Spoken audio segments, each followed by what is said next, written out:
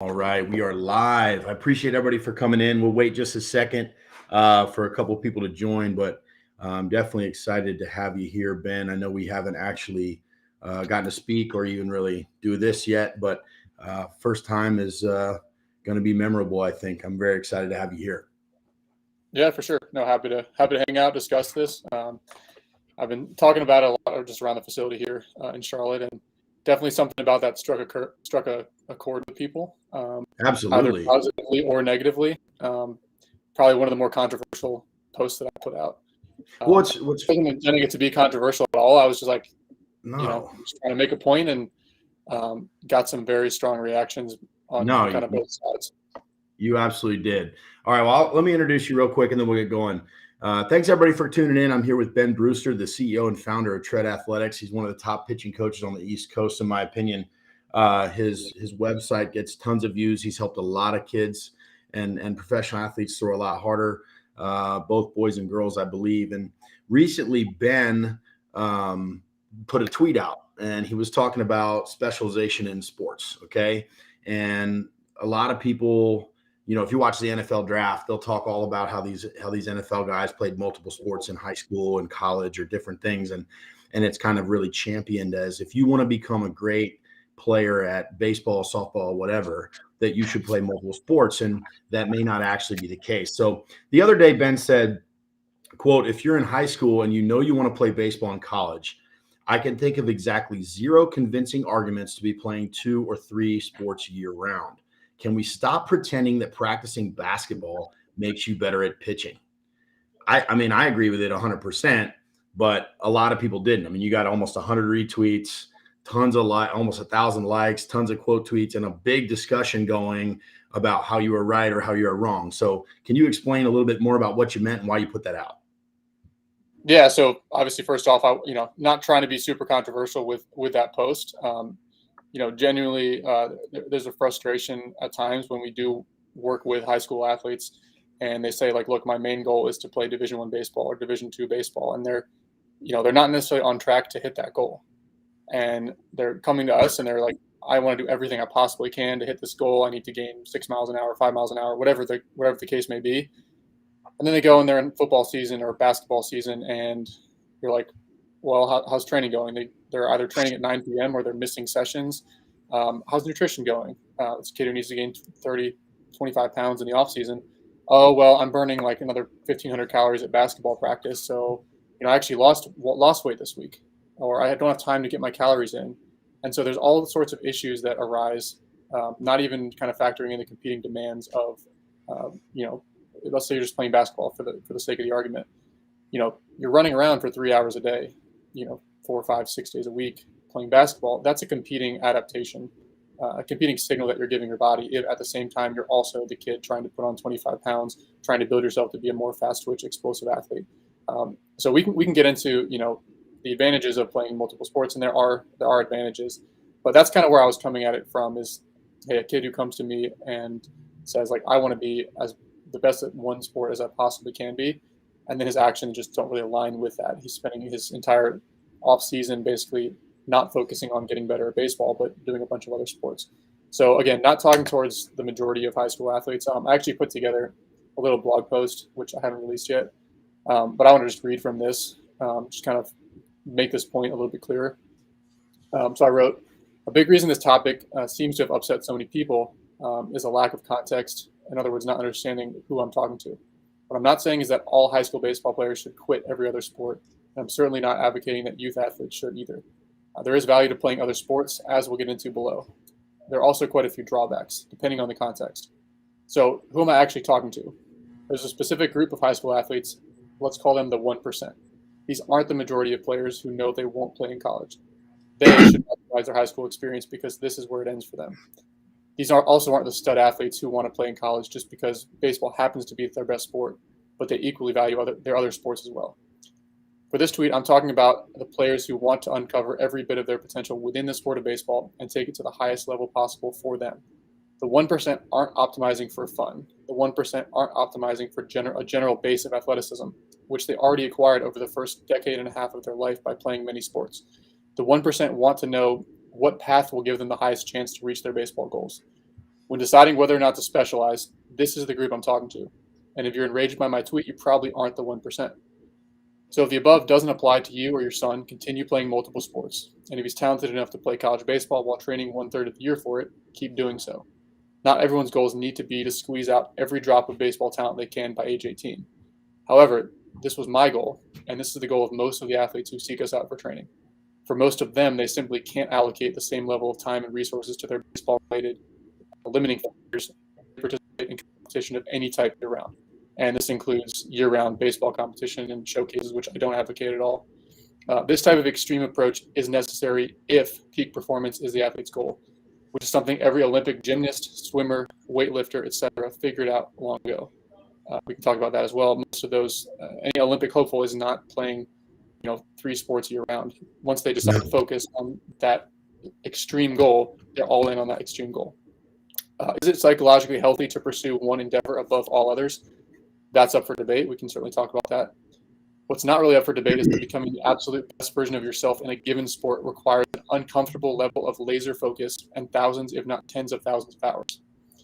Those who reach the best version of themselves and have the right genetics for it become world class. Those without such gifted genetics still find themselves competing at a higher level than any of those around them once thought possible. And so that just kind of explains the argument I was making. There's certainly plenty of pro athletes who played multiple sports, and they were just always the best at everything they did. They didn't have to specialize to throw 95. They didn't have to specialize to throw 90. That's kind of the default. I think the default is to play a bunch of sports in high school. But of course, the point I was making is like, look, if you really want to maximize your abilities at one thing to the extent that you can by age 18, then at some point, whether that's age 15, 16, at some point you decide, hey, do I want some fringe general benefits, athleticism benefits, through these 4, 5, 6 months of the off season, or do I need to put on 25 pounds, focus on that? Do I need to maybe do a velocity-based throwing program if I'm, healthy and check all the boxes for that? Like, what are my goals? And am I allocating my time in the best possible way to reach those goals? And if your goals are extreme, if you're like the Olympic example, you're like, this is all I've ever dreamed about is playing at the highest level I can possibly get to. At some point, you're going to have to make a choice. And those are the people. Yeah, you're exactly right. You're exactly right. And I think that the people that were triggered by this tweet, I would say that most of them, they're not even able to recognize whether or not their young son or daughter is even capable of like playing at the highest level of college sports or professional sports. They've kind of been fed into this, this dogma, this religious belief almost that like you can't specialize. And when you talk about specialization, Ben, I mean, you're not saying I want you to play hundreds of games at 12 years old or 15. So I think that's where the pendulum has swung kind of both directions. On the one hand, it's like you have 10U tournaments that are going on year round, and like kids trying to commit to colleges at like age 11, and like they're pitching in like December showcases, and they never take a break from throwing. I'm absolutely like no, that's not the best long-term plan for development either.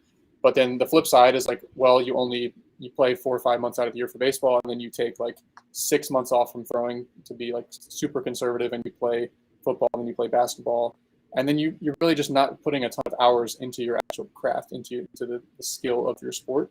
And so there's kind of those two ends of the spectrum. But absolutely, like I think there's been a pushback against the crazy travel parents and the year-round playing schedules, and I don't think that's the answer either. So what is the answer? I think the answer is there needs to be a certain allocation of time to competition, to the skill. And then there needs to be a structured training program in the off season, again, for the athletes that are old enough, mature enough, and it's their goal. Like I'm not saying a 12-year-old needs to be, weight training 3 hours a day. That's absolutely not what I'm saying. But if it's a 16-year-old kid who he is actually coming from him, it's not coming from his parents, it's not coming from his coaches pressuring him. He's like, this is what I want to do. I'm throwing 65 and I need to throw 80 and I want to play Division II baseball. This is my goal. Then, that kid, he doesn't need to be playing December, but maybe he needs to be on a specific, training program for himself. Maybe he needs a specific weight training program, nutrition routine. He needs to be maximizing those precious months. From my personal experience, like some people, we can go through some of the objections people had, wrote them all down. one of the objections, Tom House mentioned this, is regret. Like, well, you regret that you didn't play multiple sports. Well, I regret that I did play multiple sports because my first 2 years of high school, I ran cross country, and I just pissed away my first 2 off seasons where I actually could make all the gains that I should have been making. And so I cost myself 2 years because you're not really making progress in season as far as the physiological side. In season is where you're putting what you built in the off season on display. The off season is where you actually have a chance to really hit it hard in the weight room, to transform your body, to, put on a bunch of weight, to make any sort of mechanical changes. You're not making as many active changes in season. And so I was running 60 miles a week. Obviously, that was probably the worst sport I could have chosen to play. Yeah, literally, that is the worst sport. And we have athletes that play that here, and they want, especially position players. They want to be, a fast outfielder, or they want to be like an explosive, twitchy middle infielder. And that's kind of the body type that would run cross country. And then they're like, well, I'm 140 pounds. Why are my exit velocities way off? And it's like, because you're 140 pounds, like there's only so much mass you can generate, you can rotate and get into a swing. So I know I'm more of a hitting guy, you're more of a throwing guy, but it obviously translates to the mound too. I mean, big dudes tend to throw harder than small dudes. That's just how that works. Right. And there's competing demands, right? Like if you're training for a sport that's completely different energy system or completely different body type that promotes, like, right. I was like 155 pounds and I was eating 4,000 plus calories a day, couldn't gain weight because I was running so much.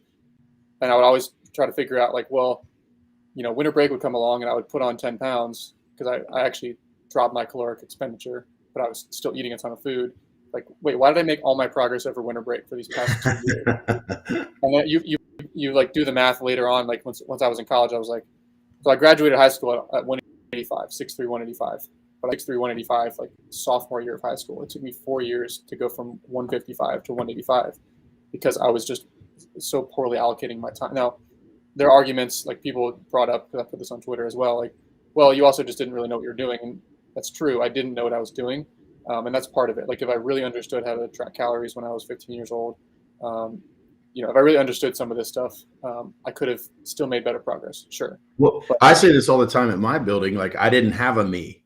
Like you didn't have a you to say, Ben, what do I need to do? I want to play. I want to, obviously we're both in North Carolina. I want to play at Carolina. How do I do it? What are the checkpoints I need to hit to actually achieve the goal that I'm telling you is my goal, instead of just like, well, I hope it works out and just doing whatever. Right. And in just about every case, playing multiple sports, like once they say that's their primary goal above all else, playing multiple sports is going to take away from some aspect of that. You might have some fringe benefits, sure, but let's say it's a skill-based limiting factor for them. Let's say it's a command issue. Let's say it's like a movement profile thing. We need to adjust the movement profile on your fastball. Okay, well, that's a skill-based issue. That takes dozens, if not hundreds of hours.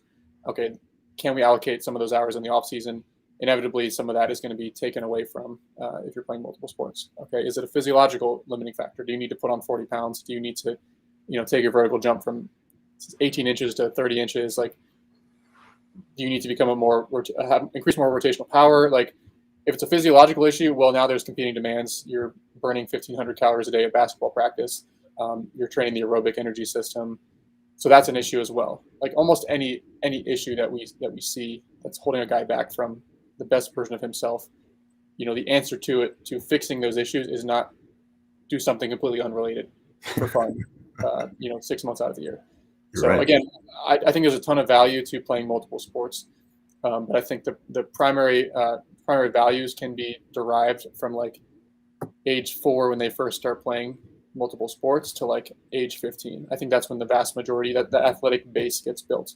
It's not saying that you aren't still building some degree of athleticism from 15 to 18, but there's a reason that guys specialize in college, right? Like there's a reason that college baseball players aren't spending their entire off seasons playing pickup basketball, right? Because they recognize that if they want to truly maximize the thing that they're focusing on, they need to spend those months accordingly. They need to spend those months weight training, working on their mobility issues, working on their mechanics, throwing programs. Sure, they need to shut down for a certain period of the off season, but if the best way to actually maximize your development was to not focus on your baseball development for 6 months, then that's what college players would do. That's what pro players would do. right? MLB pitchers aren't going and playing another sport, right? They have a periodized off-season plan that is specifically geared towards maximizing what they need, and preparing them for the next season. So And that's not and that's not just elite performers in sport, right? I mean, when I was growing up, my family had a family friend who was like a super elite piano player. The son was. He was a little older than me. He ended up going to Juilliard and playing in these massive orchestras, right? Like he wouldn't even shake people's hands because he was so afraid to hurt his fingers. Right. Like his singular drive got him where he wanted to go, and it allowed him to have the life he wanted to lead. I mean, and I'll speak about myself. I mean, I played basketball all the way through high school, all the way into up to college. I even left NC State playing baseball to actually play basketball at another school. That ended up not working out, and I ended up finishing baseball. But my point is, like, I never at any point in my life, singularly focused on baseball. Like not even when I was in college. I was always like playing pickup or goofing around doing something else. I mean, it was never what I did for a plethora of reasons. And I don't have any regrets on that. But I think back like, man, there's no way that I personally reached my genetic potential as far as that's what I was going to ask is like, do you think they're like, if athletes truly understood what it takes or the true level of preparation that the best of the best are doing, like, would there be more people that regret that they didn't focus earlier? Like, I wish I could go back in time and like, literally just lay out the plan of what I needed to do from 15 to 18. I would have for 94, 95 in high school instead of like not happening until I was 22 years old. Well, what's the saying? Hindsight's 20/20, right? I mean, I could dunk when I was 12 years old, but that vertical jump didn't ever help me when I was playing baseball. Like not one time did I make a play that was vertical jump related on a baseball field. Not once. And so all that time that I spent shooting or dribbling or whatever, like what if I would have spent it in a weight room or throwing med balls or like, I don't know, swinging, figuring out a third, throwing, or like a pitcher, figuring out a second or a third pitch, or pulling up their command by 10%, their strike percentage from 50% the previous year to 63%. Like there's so many like little skill-based things that it really is a matter of like, it's thousands of hours to refine what they're doing. Somebody brought up an example of Jacob deGrom as a rebuttal. And I was like, they said, okay, well, Jacob deGrom played like, he was a basketball star in high school. Like, yeah, but Jacob deGrom, like he's an example of a pitcher that never focused on pitching. And so he was already good enough to throw 96 and be pretty good his first year pitching, but he's gotten so much better every single year of his career because he never focused on it.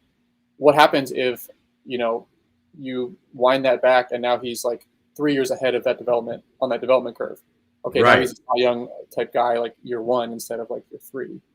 So it's not like Jacob deGrom couldn't have also benefited from focusing more on pitching. Now he was plenty good enough. He's obviously the best pitcher on the planet. He's plenty good enough to get away with playing basketball. And there are certainly some benefits to athleticism that would have come from playing basketball. I'm just saying, like, he's actually an example for the argument I'm trying to make. He continued to develop so late in his career because he'd never focused on pitching before. What if he had focused on pitching 4 years sooner? How good would he be now? And he's one of the top percent guys anyway, from a talent perspective. And more than likely, Jacob deGrom is not listening to this live. So that means that nobody else is as talented on this live as Jacob deGrom is. So you better be specializing and you better be making sure that if your goal is to pitch or play baseball or softball at the highest level, that's what you're putting all your time into. And that's really what I think your tweets are about. And so many people really misunderstood it, Ben, because, they're chirping at you like Tom House said this, or, my son really loves to play football. How am I going to tell him no? Or, it's not telling him no. It's like, it has to come from him. Like the parent doesn't have to do anything. No, it's more like child. The parent. Yeah. The parent is like, hey, you just explain to the kid, like, what do you want to do? Like, I fully support you playing as many sports as you want. This is your career. This is your high school experience. You do exactly what you want to do. But if that kid comes and says like, hey, my main goal in life is to play baseball at the next level, now that's when, like, at the very least, that athlete should be aware of how they're allocating their time and how that's impacting their chance of doing that. Like, if somebody come to me when I was 15, freshman year, and said, hey, I know you really want to play baseball. I know you also want to run cross country, but this is actually, you running cross country is actually improving your aerobic system, and it's actually making it harder for you to get stronger, more explosive, and it's actually negatively impacting your baseball. You do exactly what you want, but just so you know, This is Yeah, being demanded on the body. what's it called? Informed consent, right? Like we want to make Yeah, sure that players exactly. know what they're doing to themselves. Yeah, And and at the end of the day, it's got to be the player's choice. It's got to be the athlete says, okay, well, now that I know that, that's great to know. Like, I still want to run cross country because I really enjoy it. That's fine. Or maybe he so says, no, I'd rather spend this 4 months training for baseball because, I want to make the varsity team next as a sophomore. And it's their choice. It can't come from the parent. And I think that was a huge that was lost in context somewhere along the tweet. You're exactly right. We just got a question in high school, especially smaller schools. What advice would you give the athletic player who's pulled in multiple directions by athletic departments because of their athleticism? So this would be like a player who is probably again at a little school, so they need to fill out rosters, right? And that Right. player maybe at a big school wouldn't have the same pull. So what would you tell that player, Ben? So this is like part of the problem with like overly coachable players. Like I actually think coachability is like a bad word when it comes to an athlete. Partly because the athlete needs to be able to understand this is his career. This is what he wants to do for his specific goals. It's not the athletic department's career. It's not his coach's career. It's not his parents' career. So it's what does he want to do with his career? And if he has a singular goal, he needs to be able to say no. Right? Like I get pulled in directions all the time. Like if I had 20 people want to do a podcast with me today, like I'm going to say no to 19 of them. Like you're going to get pulled in direction your entire life. And so it's a matter of like, are these directions I'm being pulled in congruent with the direction that I want to go with my life and with my specific goals? And so don't play a sport just because the athletic department tells you to play that sport.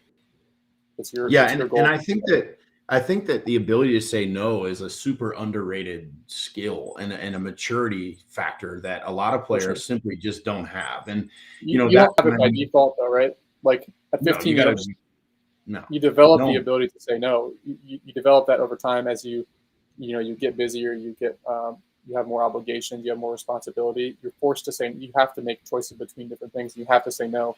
And I didn't have that ability at 15. Like a lot of players don't even have it by the time they're 18 or 19. They're freshmen in college, and the first thing their pitching coach does is want to change everything about them, and they don't have the ability to say no. They don't have the ability to say, wait a second, like this really feels bad. Like, should we really be making this change? Guys get to pro ball, they're 22 years old, and coaches try to scrap everything about them that's made them successful, and they won't say no. They literally just like, a lot of them just let them kind of screw up, for lack of a better word. Everything they've done their entire career. Well, it's like, why'd you even draft me? Why'd you even recruit me? Like what was it about me? Because you're right now, I'm enrolled at whatever school, or I'm in pro ball or whatever, and like you're telling me everything I'm doing wrong. Like, what am I even doing here? Like if I'm so bad, why did you want me? Yeah, well, it just speaks to like the athlete. I look at the athlete coach relationship as more of a collaboration than the athlete is up here just speaking down to the coach is up here speaking down to the athlete and just saying, you have to do what I say because I say so and because I'm in a position of authority. It really should be coach gives a suggestion, athlete gives feedback, they bounce back and forth. How does it feel? Oh, it feels okay. All right, what are the numbers on the radar gun? What are the objective numbers? Okay, what do you want to do? And then it becomes a conversation. Like that's how I see the coach to athlete relationship. It's way more of a collaboration, but that's not how it's treated. It's treated as coaches think they have a sole position of authority. Athletes think they can't ever say no, and they just have to follow. And that's kind of, not to go off topic, but like that's kind of the system that our country uses, like with education as well. Like you're used to just going to a classroom, you're sitting there, teacher gives you information, you absorb it, you can't question authority, you can't say no, right? It's way less of a collaborative. That's just like how we're groomed through the entire educational system. Right, and there are some athletes that need to be told what to do, but we're talking about the highest level athletes in college sports or high school sports that have a chance to maybe be drafted or play Division I. Speaking of Division I athletes, Brian had a question. His son is a 2023 committed two-way for college. So for people listening, that means you're going to pitch and hit. I actually know his son, a very talented player on the mound and as a hitter and fielder. What do you think he should be focusing on in the 18 months before his freshman year? And he went on to say that it seems overwhelming to him as a parent, but his son wants to do it. And the father wants to make sure that he's doing everything he can to give the son the access to the ability to do that well. What would you tell him? Yeah, so playing 2A in college is definitely tough. I mean, it's doable, and I've seen guys do it. One of the main concerns there is just overall workload on their arm. Like that's far and away the biggest concern is, something has to give. If they're going to do a regular workload as a pitcher, they can't also be taking in and out and fielding 100 ground balls a day. So whether that's you just field the ball and then toss it underhand or whatever, like something has to give from the workload standpoint. That's why there's such a huge correlation between injury risk and high school athletes playing multiple positions. So pitching and also playing catcher. I think it was like a 36-fold, some crazy increase in injury risk in one study in high school. As far as what he should specifically be doing, it's really hard to say without context. We need to look at each athlete that comes to us, do a full screen of their mechanics, full movement screen, and see like, okay, what is this guy's limiting factors? Is it a physiological issue? Does he need to put on 20 pounds? Is it hey, he's got a strength base, but he needs to get more explosive? Is it a mobility issue? Does he have tight hips? Is that limiting somewhere in his swing, somewhere in his throw? Sure. So he needs to understand what his specific limiting factors are through his body, through his mechanics, from a skill standpoint. Maybe that's talking to his college coach and saying like, hey, if I need to improve in 3 areas before I get on campus, what are those 3 areas? It's great advice right there. You can build out a targeted plan to actually follow. But 10 different guys in this situation came to us, they'd all have 10 different plans. Exactly. 10 different answers to this question. Yeah, Brian, I mean, that's what I would tell you to do. He needs to reach out to his college coaches and say, hey, where do you want me? How much do you want me to weigh? What do you want me to be able to do hitting wise? Like, what are your goals for me? And he's a middle infielder. I mean, he can't just become a moose, you know what I mean? And only worry about his throwing velocity or exit speed when he hits. I mean, he has to be, I love him as a position player. So, I've known the kid for a long time. So Brian, what I would say is he needs to put on a little bit of weight, but he needs to maintain his lateral quickness and then obviously protect his arm. One thing that I continue to run into in my career, Ben, is we get a lot of people who are 2-ways, especially in high school, and they don't actually have coaches that allow them to limit their workload. So they are expected to play shortstop, and then they are expected to close a game, and then 3 days later they are expected to start. So we're kind of going back to the willingness to say no, I think. How would you advise a parent of maybe a younger high school athlete, all right, or a high school athlete himself or herself? How would you tell them to advocate for themselves and their own safety as a player? So again, I'm not a parent. I haven't been through that process myself. I think the ideal scenario is that you can have that conversation with your son and say like, hey, this is the conversation that you need to be able to be an adult and have with your coach. At some point, the parent may need to step in if it's just completely an abusive scenario that's going on. Then the parent can step in, and I've seen that happen. And at the end of the day, the athlete is protected, and you just don't want the parent to have to be that parent that steps in and kind of seems like they're stepping on the coach's toes. Sometimes that has to happen. If it's a particularly abusive, but ideally you can build some maturity in the athlete. You can have the conversation like, hey, you need to have this conversation with your coach for these reasons. Like, I'm throwing 2 bullpens a week. You're asking me to throw on the weekends, and I'm fielding 100 ground balls 3 days a week. And like, my arm is hanging. Like, it's like, I'm really concerned. I want to play the next level. I want to play the next level. Can we adjust this? If he had that mature conversation with his coach and the coach straight up says no, then I think the parent does need to step in at that point. But use that as a chance to build some maturity. Like, the athlete does need to be able to have those hard conversations. One quote that's kind of stuck with me, I don't know if you know who Tim Ferriss is, but he said, in many ways, like the progress he's made in his life comes down to the willingness to have uncomfortable conversations. It's like his life can be measured in like, I had this uncomfortable conversation this year and this one here, and like those conversations change the trajectory of your life for good or for worse. And like, are you willing to have that? And can you have the athlete learn that ability at a younger age? I think that's very valuable. Absolutely. I definitely agree. I always wonder if Tim Ferriss actually has a 4-hour work week. I wonder, I don't think. No, I've heard him talk about that. He's like, I wish I could go back and change the title because actually, like, the people you're talking to work 90-hour weeks, but yeah, exactly. We don't need to get too off topic. No, that's great. Well, listen, I don't want to take too much of your time. I can't thank you enough for coming on, Ben. Again, Ben is the CEO and founder of Tread Athletics. You can check that out at treadathletics.com. He's a phenomenal online instructor with overhand throwing, and his group of guys does a great job. So, Ben, if there's anything else you want to say, I definitely appreciate you coming on. And I didn't think your tweet was controversial at all. I mean, you're a pretty low key dude. I'm a little bit more wild on Twitter. If anybody follows me, sorry about that. But yeah, try to stay out of the drama as much as I can. Hey, I do to an extent. I know that doesn't really feel that way sometimes, but I'm not going to let people attack my character or my business. It's just not going to happen. That being said, what is a closing thought you want people to know, about Tread or your philosophy or you or the pitchers you've helped or some little nugget you can leave us with? Yeah, I mean, I would really say having understanding of what your limiting factors are. Like to me, that's the biggest thing. Like if I had just for me as an athlete, if I just had a plan laid out for me that really explained what I needed to do, like I was the kid who would do anything it took. Like the work ethic was never the problem for me. It was just a matter of like I didn't know what I didn't know, and I tried and I failed so many times. I got injured so many times through high school. I somehow scraped my way to being a walk-on at Maryland. I somehow scraped my way from there to getting drafted and eventually throwing 98, like from throwing 73 in high school as a freshman. But there's so much in that painful process that like I just didn't know what I didn't know. And our goal with Tread is to help players identify what those limiting factors are and actually give them a plan. All they need to do is bring the work ethic. So that's really the point of why I founded Tread, why my partner and I founded Tread. Is like it's the program that we wish we had at a younger age. It's not one of these things where you can just give somebody a blanket approach or a template expect it to work. It needs to be a live mentorship interactive process, and so that's what we've managed to is actually have that face-to-face connection, just like we are right now. Is actually have a plan that they can look at every single day and know exactly what I need to do from a throwing standpoint, a mobility standpoint, a nutrition standpoint, data and analytics standpoint. Am I doing everything I need to do? Am I checking all the boxes today for my career, for my goals?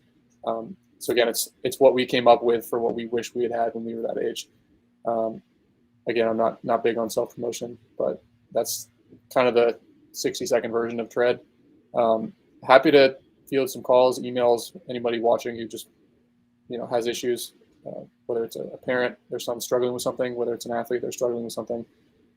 Pretty open, right? We read and respond to every single email, and we're just trying to help. And a certain percentage of people will end up wanting to do our program, a certain percentage won't, and we're just going to point them in the right direction. And we'll be okay either way. That's exactly how it is here. As a small business owner, I know that customer service side is really, really important, and I've heard you do a phenomenal job. So once again, Ben, thanks for being with us. I really appreciate it, and hope to talk to you soon. Absolutely. All right, bye now.